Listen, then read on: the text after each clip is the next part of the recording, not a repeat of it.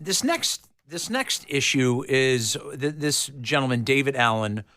He is an award-winning scientist and author. He directed the National Resource Damage Assessment of the Lower Fox River and the Bay of Green Bay from 92 to '01 as the assessment manager for the U.S. Fish and Wildlife Service. He wrote a book called Paper Valley, The Fight for the Fox River Cleanup. He joins us now on the Big 89. I want to hear a little bit about the book, David, but I also want to talk about water supplies and water quality. I know this is something that you're very familiar with. But first of all, tell me, this was sort of polluters versus the environmentally conscious when this happened to you all those years ago. Tell us a little bit about it. Sure. Yeah, this all happened back in the 1990s, which was the start of a great big case to clean up PCBs in the Fox River, where it goes into Green Bay and Lake Michigan. And it ended up and it just finished up in 2020, one of the biggest cleanups in the history of Superfund.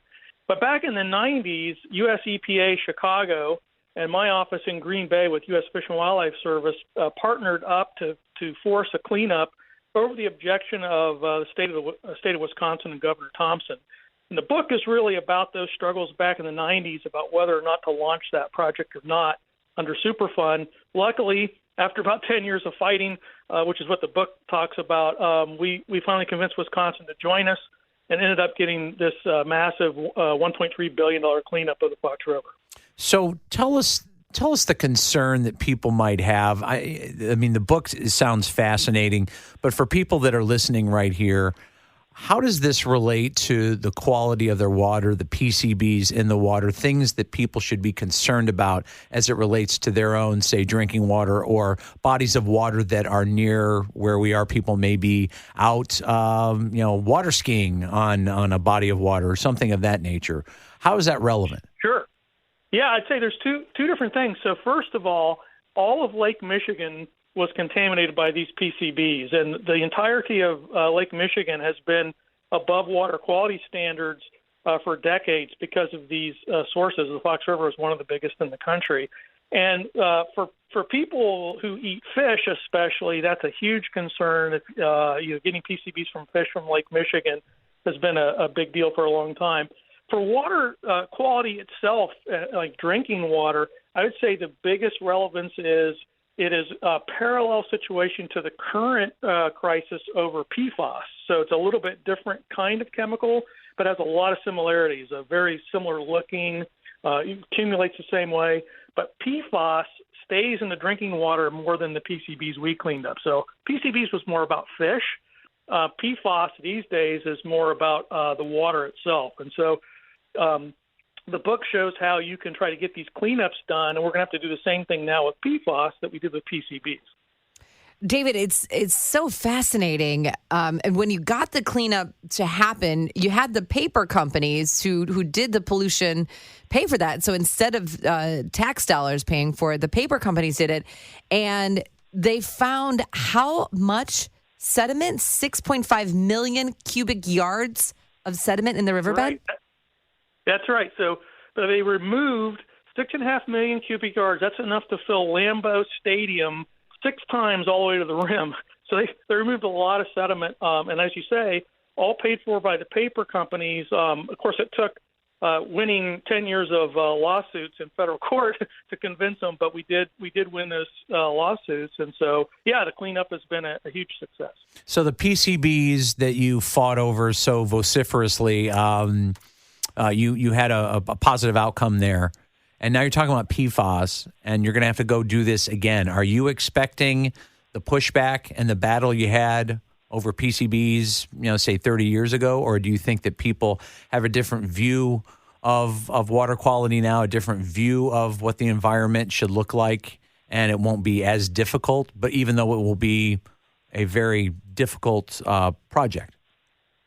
Well, yeah, I think there's sort of two sides to that coin. On the one hand, I think you're right that people are much more aware of water quality issues, and they can see, from places like Fox River that you can have great success. And so I think in some ways it'll be easier. But on the other hand, PFAS is a much bigger problem even than the PCB problem because they're talking about it could cost, hundreds of billions of dollars to fix the PFAS problem.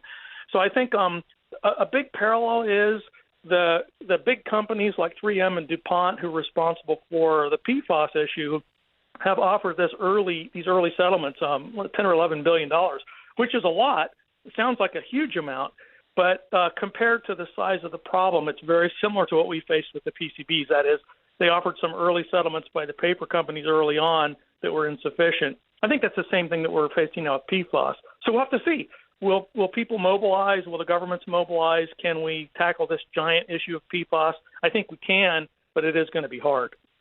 Now, David, let's talk about wildlife. And I think you mentioned fish, but Nick is an avid fisherman. We just talked about fishing yesterday with a reporter that does wildlife and fishing.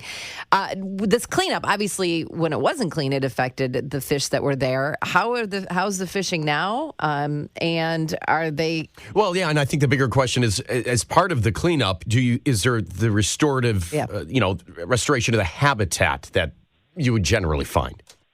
Yeah, so both. I think on both of those issues, we've got great success up in Green Bay.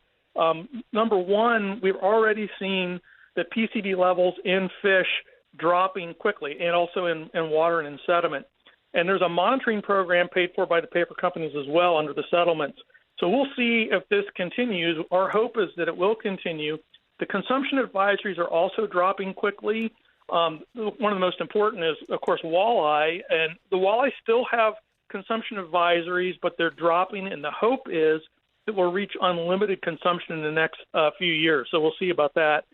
And then, as you say, beyond the cleanup, there's over $100 million was won in that litigation and in those settlements for habitat restoration. So all around Green Bay and the Fox River region, they're doing habitat restoration, habitat preservation, helping directly with fish, so and other wildlife. And so I think that's going to also continue. I think there's another $40 or $50 million that's still going to be spent on that part of the case. So we're really looking forward to seeing how that all comes out as well. David Allen, author of Paper Valley, available at Wayne State University Press and Amazon and your favorite local indie bookstore.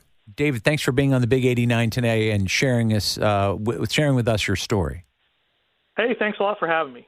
Thanks, David. Appreciate it. Good information. Really good information. And for people that are worried about, the quality of their water, it's heading in the right direction from a PCB standpoint. But drinking water, working on it.